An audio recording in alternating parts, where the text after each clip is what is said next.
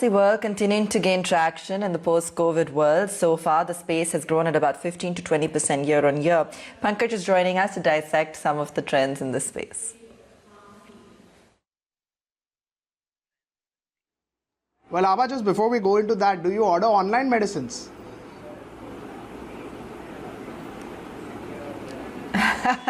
I haven't yet, Pankaj. I really should. So perhaps after this little chat, I'm going to be influenced to do that.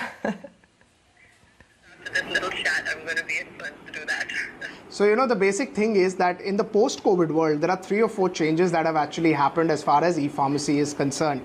So firstly, people were not quite comfortable with e-pharmacy, how they would order, what kind of products are you getting. So firstly, that has changed quite substantially. So that's the one big change that has happened in the post-COVID world, where people have become slightly more comfortable. Now, when I used to check the discounts earlier, it used to be about 22 to 23 odd percent. That has reduced to 15 to 16%. So as in the e-commerce industry, they call the burn rate, that has come down.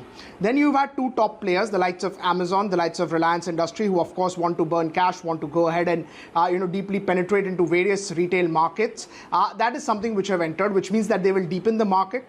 It will give existing players an exit. It will give existing players the sort of funding that they need. So all of that is something which is positive. Apart from that, I would also like to highlight, I track the IPM data, which essentially tells you that what is the sort of domestic healthcare growth in the Indian market on a month-to-month basis.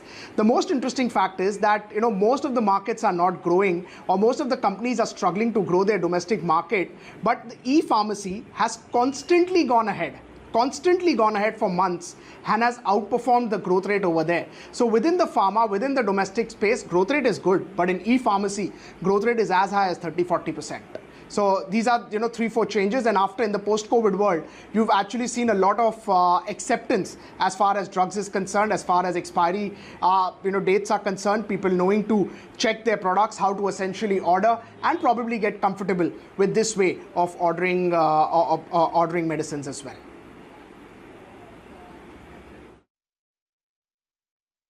Absolutely. And Pankaj, to answer your question, Abha does not, but I do order all my medicines online. Okay, let's chat then with Gaurav Agarwal, the co-founder at 1mg, and try and understand really where this e-pharmacy market or business is really headed. Gaurav, hi, good morning. Help us understand what really is the size and opportunity of growth when it comes to e-pharmacy in the post-COVID world. Good morning. Thank you for having me. Look, the market is huge. As we all know, that retail pharmacy in India is a $20-25 billion market already, compounding at an annual CAGR of around 14-15%. Now, as the government spends more, as Indians become more financially secure, independent, we live longer, live more affluent lives. The spend on healthcare as a developing, growing economy is bound to increase. So the expected size of the market is actually huge come 2025, and it's already huge today. So as a result, the opportunity is really substantial. And as with probably all other commerce markets in India, which were hugely fragmented, spread all across the board, limited selection, especially because, as you know, in India, there's a huge fragmentation of medicine brands, especially where doctors write brands, cannot substitute. Insurance penetration, especially for outpatient, is very, very minimal. There is the need for players like 1mg to come in and basically give you all the medicines in one place. And that's really the opportunity that we are talking about. Right.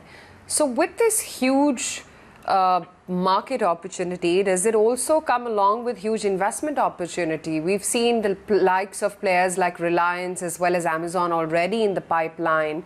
Do you think there's room for more investments and big ticket investments at that? Oh, absolutely. Absolutely. Meaning, if you look at 1mg started around 2015, so did some of our other competitors.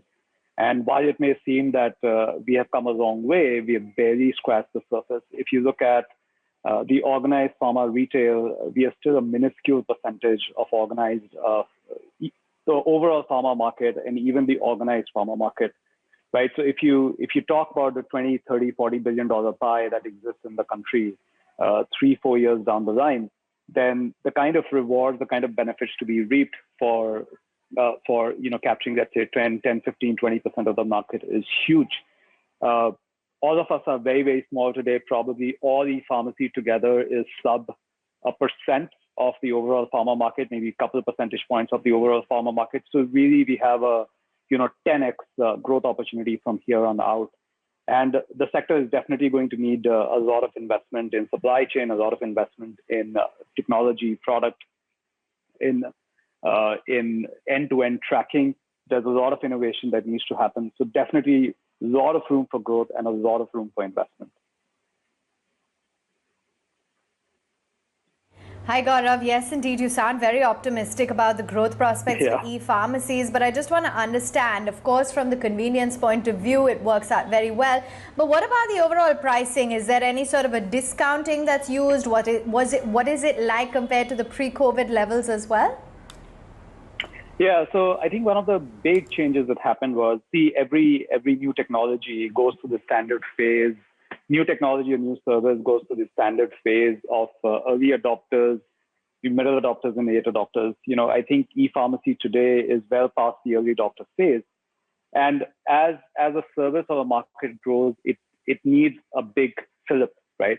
What happened in COVID was that there was unfortunately, there was a forced lockdown on the local retail ecosystem, which forced people who are on regular medications like, let's say, diabetes or hypertension to figure out where they can get their medicines. As a result, we saw a number of changes happen. The government correctly recognized that online stores like e-pharmacies, groceries are the only things that can, at least for the lockdown phase, ensure that patients get their medicines on time.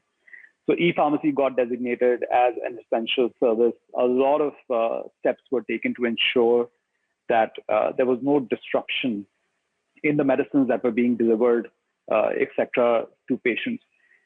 So as a result, what we saw in COVID was that our growth rate massively accelerated because everyone now suddenly became aware of this service without us having to do anything at all.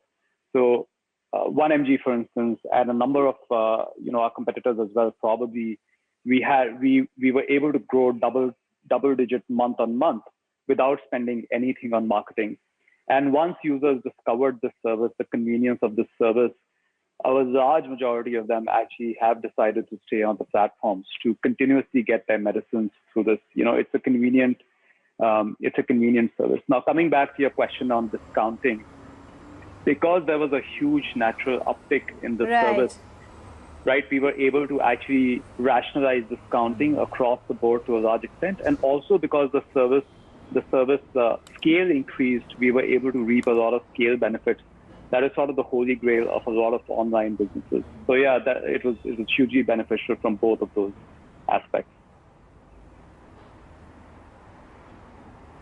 Okay, and are you seeing acceptance increase further? How much of a market share do you have, and how much of a total market share are you seeing in India for e-pharmacies, and what kind of growth, or what do you think needs to be done in order to penetrate the larger market? Yeah, great question. So look, 1mg has grown over 100% every year for the last 5 years.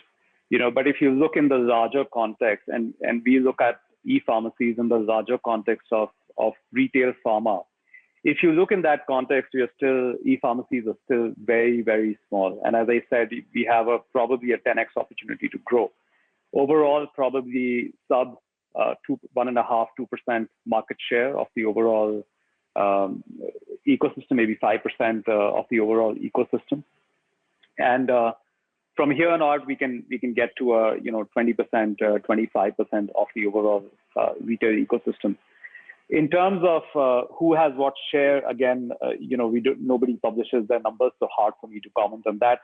But probably 1mg is top 2 in the whole e-pharmacy segment and growing very, very rapidly. One of the very positive signs that I would like to highlight is, metros is where e-pharmacy, of course, found a lot of early adopters. People in metros have lesser amount of time, are more technologically savvy, and as a result, took to e-pharmacies very, very easy. But a lot of the real India, Bharat, as you will, is starting to provide great traction to the e-pharmacy as well. And it's driven by some fundamental reasons. A fundamental reason that a lot of people who live in tier 3, etc., come to cities to get their medical treatments, and then when they go back, they don't find the same brands that their doctors prescribed. So we are seeing a lot of that driving traction in tier 2, tier 3 cities. Now, what needs to happen? Of course, we know on the regulatory side, there's a lot that needs to happen. The e-pharmacy draft policy, which has been in common stage for a while, I believe it's now been picked up again. So some clarity on that front would actually be very, very good. The government has done a great job, I think, supporting the system, but that policy will help niggling worries stay away. It will attract a lot of continued investments in that area. Some level playing field, because if you walk into an offline pharmacy, typically you don't need a prescription. We all know that. But online pharmacies actually make it much more safer, much more trustworthy to ensure that there are patients available, there are prescriptions available. There's end-to-end tracking of where your medicines came from, etc. So the sector needs to be recognized for the trust and safety it's bringing into medicine dispensation and availability of service and essential service to consumers. And I think from that standpoint, regulatory clarity, at least ease of doing business, etc., just needs to be worked upon by the government and the relevant authorities as well. Right. All right. Thanks very much for sharing with us your thoughts. We'll let you go on that note. Let's take a very quick break with news that the